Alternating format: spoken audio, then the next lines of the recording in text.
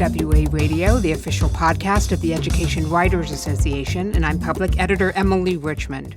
In 2015, Tennessee began offering free community college to qualified students, part of a statewide goal to raise the educational attainment level of its residents.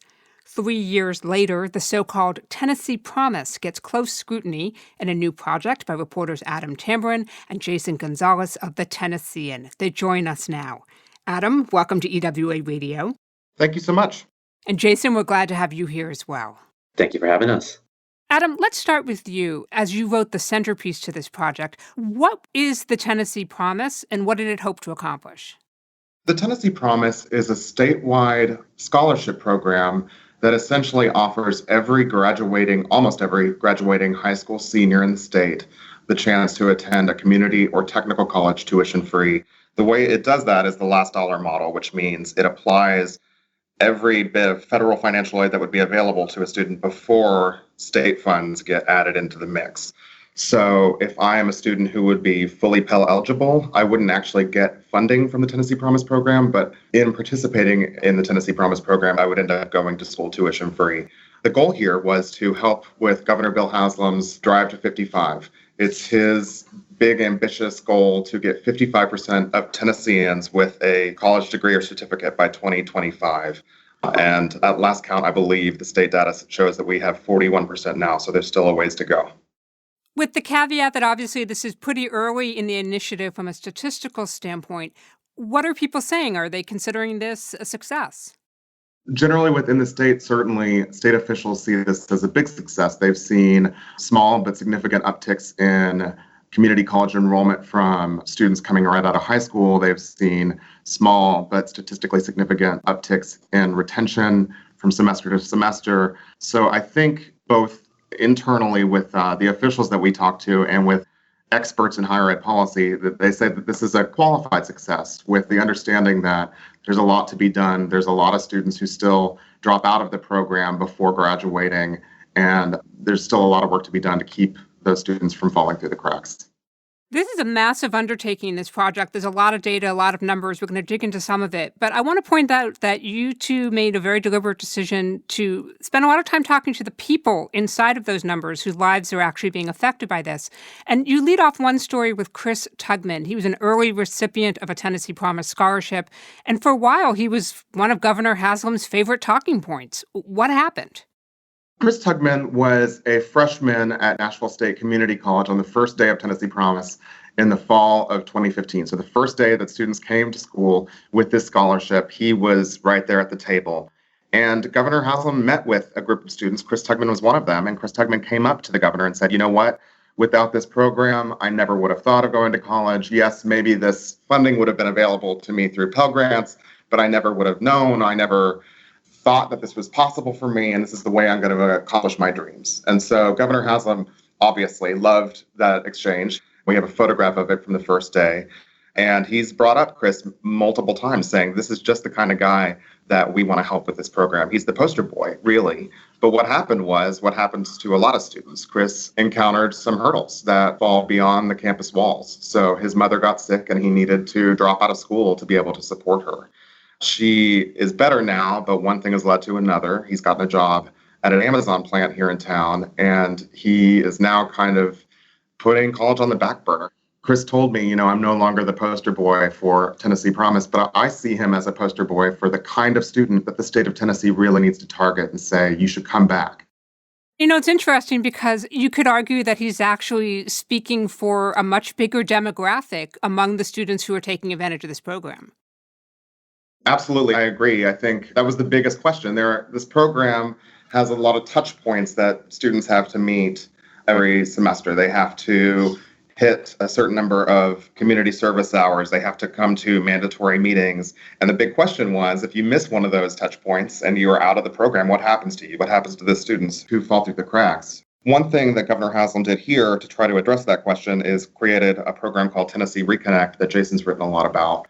And that program applies to adults 25 and older who get the same option. They can go back to technical college or community college tuition free. It doesn't matter if you have a degree already or if you have any college credits to your name or if you don't, you can come back in. So this is the state's answer to try to get to those adults who have some college, no degree, or no college experience at all. Jason, you cover Nashville public schools. You're essentially the paper's K-12 reporter. What was it like crossing over to higher ed, especially for this Reconnect story? When I kind of inherited this job from Adam, we both put our heads together and said, how are we going to bridge that gap and look at where the new frontier is for higher education? With the amount of information that he has put out there about Tennessee Promise and really documenting that, we wanted to then look at, hey, what's going on with the graduation piece? What's going on with the area that the state's really struggling in at this point? So this was a little bit of a step into the role for me. And Adam helped me through it quite a bit, but also I think I was able to bring that K-12 piece into this and really look at it as, hey, there's some things that are going on in K-12, and I'm really seeing a lot of similarities in the higher education realm.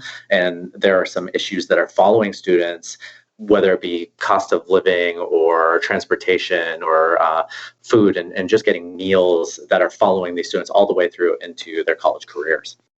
Jason, there's a lot of data in this story. How hard was it to get it?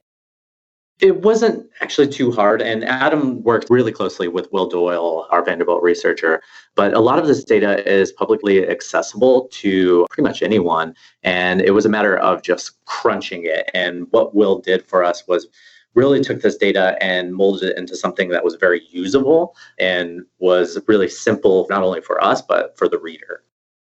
Adam, there's an interactive graphic where people can search by zip codes to see the percentage of residents who have earned advanced degrees. It's pretty clear that geography is a big factor in your chances of post-secondary success. Talk to us a little bit about some of the trends you see in that data.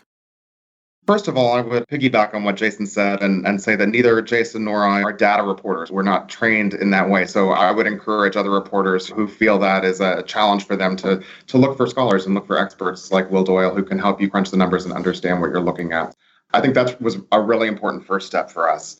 I think certainly what we see is that if you are not in a city in the state of Tennessee, if you're in a rural Tennessee, which is a massive majority of the state, you are much less likely to attend college. So we go from high points of around 79% college attainment in the more affluent districts of Nashville to as low as in the single digits in rural Tennessee, where you're lucky if you have 1 in 4 in a county that have a college degree of some kind. That's certainly one of the trends we've seen. And also within cities, we've seen where you can go on a 5-minute drive from one pocket of Nashville that has 79% to a pocket of Nashville that's more low income, that's more people of color, that has attainment in the low 30s or even lower than that. So now the trick is trying to figure out what those numbers mean from the standpoint of how many of those folks didn't go to college because of a lack of interest, a lack of opportunity. Are they in those education deserts where there are no campuses? And then conversely, where there are higher levels of attainment, how many of those folks actually graduated from schools within the state as opposed to moving in from another area? I think experts in the state who are working on this issue would tell you that when it's somebody who didn't go to college, it's a really complicated mixture of multiple factors. Some of it is psychological, this idea that I'm not supposed to go to college. I was never planning on it. That's not for me. Sometimes life gets in the way. You have young children, you have a job, and you can't leave your job behind. It's a really complicated mix. And then, yes, there are sometimes in those rural areas, there's big columns of the state that we can see where it's people who aren't close to a primary site for a community or technical college. And so Will Doyle, the expert we worked with, said it's almost like a gym. You needed to be close by to be motivated to go. So there's a really complicated tapestry of factors that I think the state really needs to address. And it is doing so now by focusing in at a zip code level at these places with low attainment and really trying to look at how can we tackle the challenges specific to this place. We're talking with Jason Gonzales and Adam Tamburin of the Tennessean about their project on a statewide program to get more students through post-secondary education. We should mention that this project was supported in part by an EWA reporting fellowship. This week's episode is sponsored by the Eli and Edith Broad Foundation. The Broad Foundation believes in the power of public education, the potential of students, and the possibilities created by expanding learning opportunities for all children. Visit broadfoundation.org for more information. EWA retains all editorial control over programming and content. Jason, I want to turn back to you for a moment. Let's ask a very frank question here. Is the Tennessee Promise program helping students of color? It is. At the same time, experts will tell you that this is a program that also has its challenges with students of color and students who are low income. When you look at the graduation rates overall, they are much lower than white students. So yes, it's helping, and you're seeing the increases, but at the same time, there are pieces that the state needs to put in place and is actively putting into place to help its graduation numbers overall. This is a recent focus spurred on by Governor Bill Haslam saying, okay, we have the access in the state. We have Tennessee Promise. We have Tennessee Reconnect now. Now we need to focus on the next piece of this. And the next piece for the state really is getting students across that finish line. The state's really taken up that work through its Lumina grant and also talking more just about race in general. And the goal through those Lumina grants is to get students who are Black and Hispanic graduating at a higher rate by 5 percentage points in 4 years. So the state is actively working on it, but it's still not at the rate of students who essentially are the haves. Why do you think, Jason, it's been such a tough conversation for Tennessee policymakers and educators to tackle this race question? In a sense, it's a bit historical. This is a state that remembers segregation, but at the same time, it's not been on people's mind without sort of a catalyst like Governor Bill Haslam saying, we need to focus on this. The attention just wasn't going to be there because it's a state that doesn't traditionally think about those things, even within K-12 education. And that's taken a lot of work to get to that point. We've talked about how this is Governor Bill Haslam's signature education program. I'm curious what's on the horizon for the momentum that's been built so far. There's a new governor-elect coming in, Bill Lee. He's a Republican. Adam, what's your sense about his priorities? Well, I know Governor-elect Lee does not have a very extensive political background. His background is more in business. He runs an HVAC company here in Tennessee. He's actually said after his election, now is the time for me to sit back and think about what my priorities will be. So it's still a little bit of a guessing game as to what his outlook is going to be. But we got some hints during the campaign. He's a Republican replacing a very popular Republican governor, but he ran commercials during the campaign saying, for too long, we've encouraged students to go to college.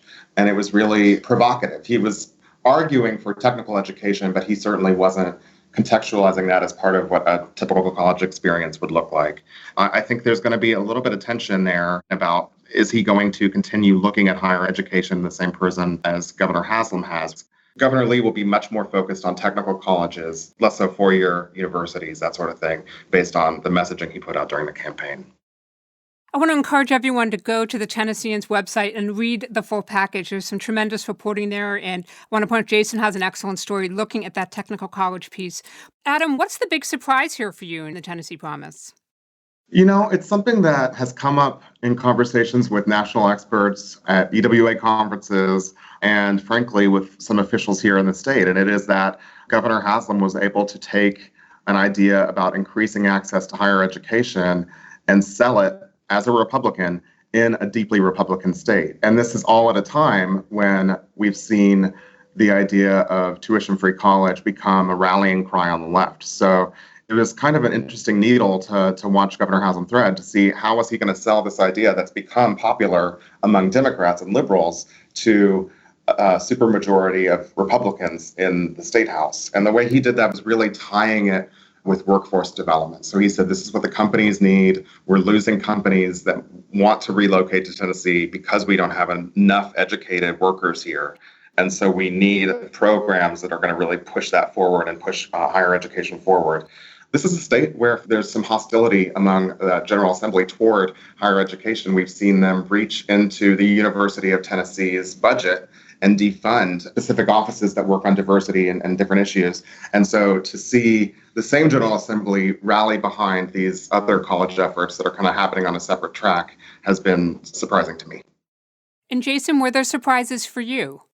Just on the data piece and how it's broken down by zip code, the state's measure of this is 55% of its residents with a college degree or certificate. We weren't able to factor in the certificate piece of it. So it's a really associate's degree or higher just because of the data reliability.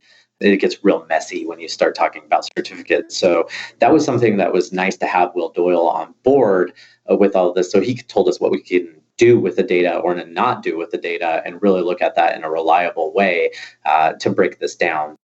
What's been the response to the series? I think we've gotten a really good response from a really wide range of people who I think are hungry for this kind of reporting. It's not often, certainly in our market, that you see such time and care spent on a dense policy matter such as higher ed. So I think getting to spend that much time with it really showed. It also is pushing people to look at what's next in Tennessee and what the state needs to focus on next. So I'm hopeful that that will be the legacy of the project. What advice do you have for reporters who may be contemplating not just a daily or an enterprise story, but a big project like this? Well, I think take advantage of the iPads data, the public data that is available to you.